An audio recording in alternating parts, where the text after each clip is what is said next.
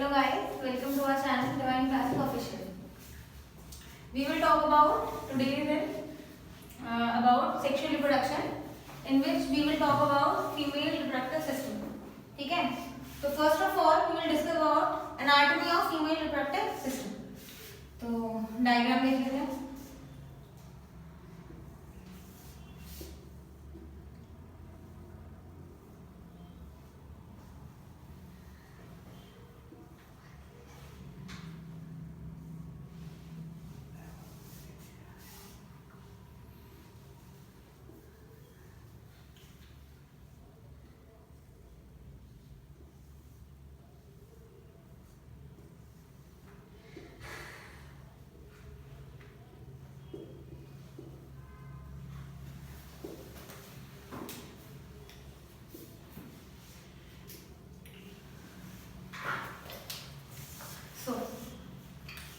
Labelling कर लेते हैं पहले. दिस इज ओवरी,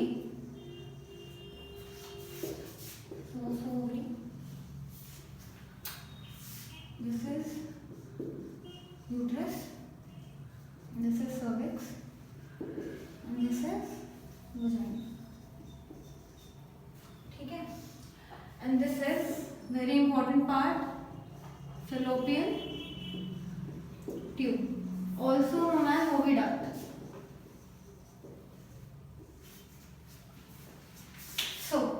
जब कोई फीमेल चाइल्ड बर्थ लेती है, at the time of birth उसकी बॉडी में फॉलिकल्स होते हैं.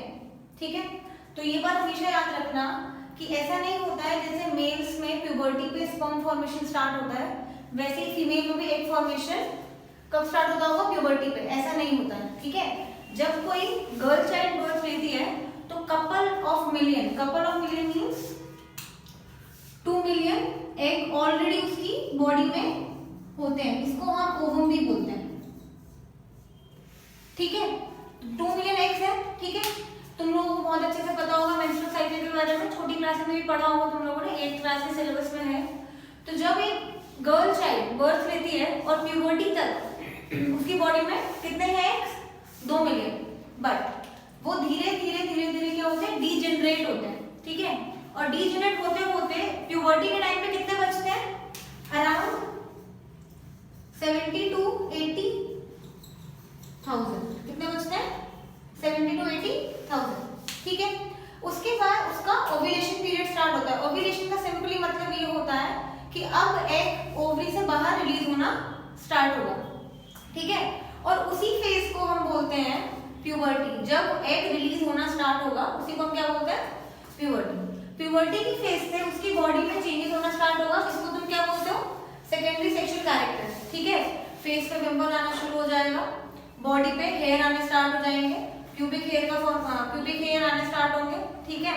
उसके अलावा उसकी बॉडी में internal changes like internal organs, uterus का डेवलपमेंट पूरा हो जाएगा, फैलोपियन ट्यूब का डेवलपमेंट पूरा हो जाएगा और ओवरी से हार्मोन ज्यादा अमाउंट में आना शुरू हो जाएंगे. ठीक है? मेनली बॉडी में सेक्स हार्मोन्स होते हैं जो रिस्पॉन्सिबल होते हैं सारे के सारे एक्शंस के लिए. तो उन सेक्स हार्मोन्स के नाम पर फीमेल की बॉडी में होता है एस्ट्रोजन और क्या होता है? प्रोजेस्टेरॉन.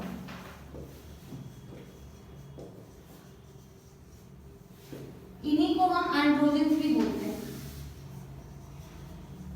और इसको एक और चीज बोलते हैं सेक्स हार्मोन्स. ठीक है? उसके बाद एस्ट्रोजन प्रोजेस्टेरॉन का मेन प्राइमरी सोर्स होता है आपका ओवरी. ठीक है?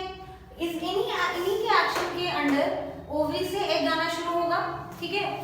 पर वन बाय वन एग आएगा. ठीक है? इन द फॉर्म ऑफ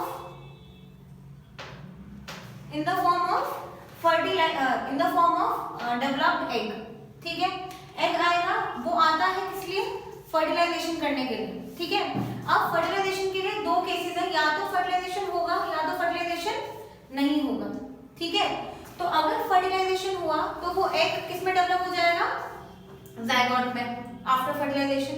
अगर फर्टिलाइजेशन नहीं हुआ तो वही egg in the form of menstrual blood body से बाहर वॉश ऑफ हो जाएगा. ठीक है? उसी को क्या बोलते हैं? Menstrual blood. ठीक है?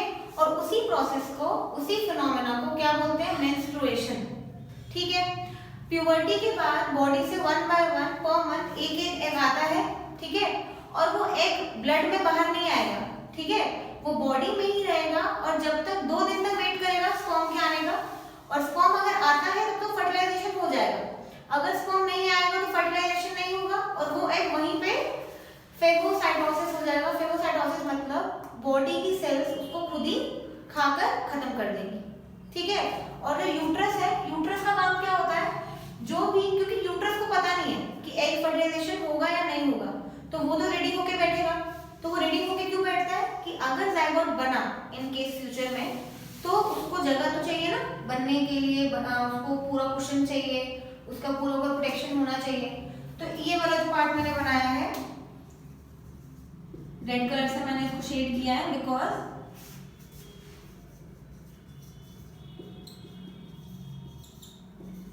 ब्लड टिश्यू एक्यूमुलेशन होता है यहाँ पे फॉर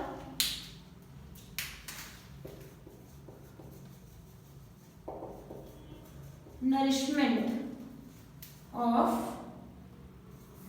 फीटस, ठीक है। इन केस अगर आपका एग फर्टिलाइजेशन नहीं हुआ तो इसका कोई काम नहीं है, तो इसको बॉडी से बाहर आना तो बनता है ना, अगर ये रह गया बॉडी में तो भी दिक्कत है, ठीक है। तो इसको बाहर आना है, तो ये है तो ब्लड टिश्यू ही, तो ब्लड की फॉर्म में बाहर आएगा।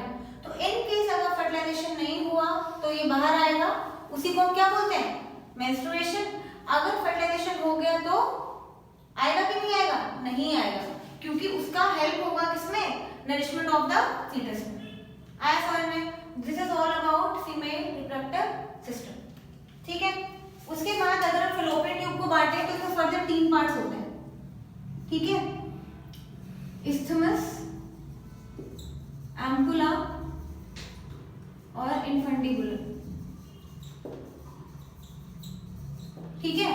एम्पुला इंपॉर्टेंट पार्ट है बहुत ज्यादा, बिकॉज फर्टिलाइजेशन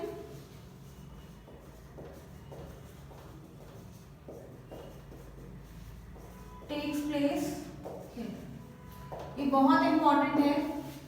आपसे पूछते हैं एमसीक्यू में कि फर्टिलाइजेशन कहाँ होता है फीमेल बॉडी में, तो आप क्या बोलेंगे, एम्पुला, ठीक है।